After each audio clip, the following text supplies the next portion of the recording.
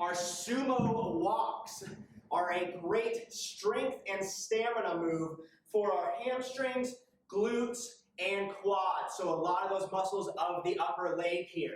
They can be done a few different ways. They can be done as a forward sumo walk, to where, like we saw in the beginning of that demonstration, where I'm just moving forward. They can be a reverse, to where I'm just moving back. Or they can be a forward reverse ones, to where I'm walking one step forward, and then one step back. So there's a couple different variations that you can do on this exercise. Make sure you look at the exercise in that workout to see whether it's a forward, a reverse, or a forward and reverse sumo walk.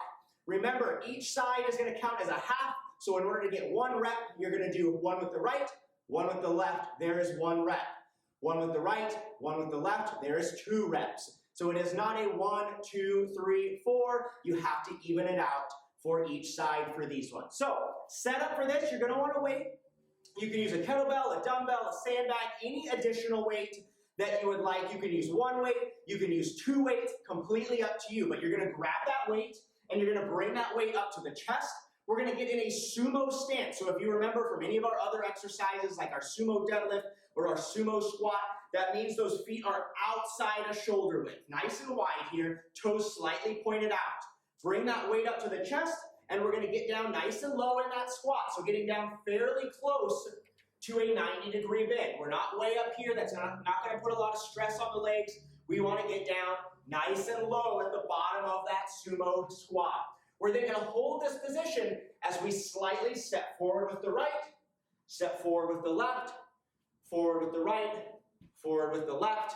If you're doing those forward sumo walks, or if you're doing those reverse, same thing going back. Step back with the right, back with the left, back with the right.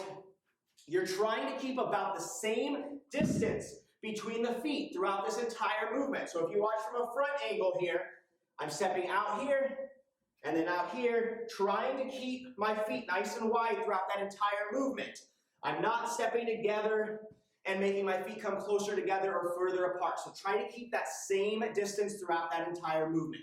Number one biggest mistake by far on this exercise is not bending the legs and holding that squat.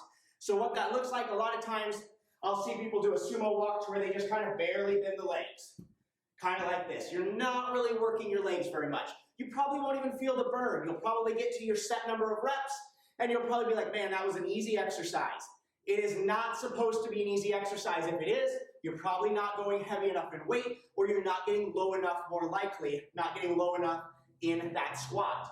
So get down nice and low here. Push the hips back, feet flat on the floor. If you need pointers on how to get down low in that squat, go watch our normal goblet squat video that talks about the fundamentals of weight distribution and being able to get down low. So, number one thing, getting down low and holding it.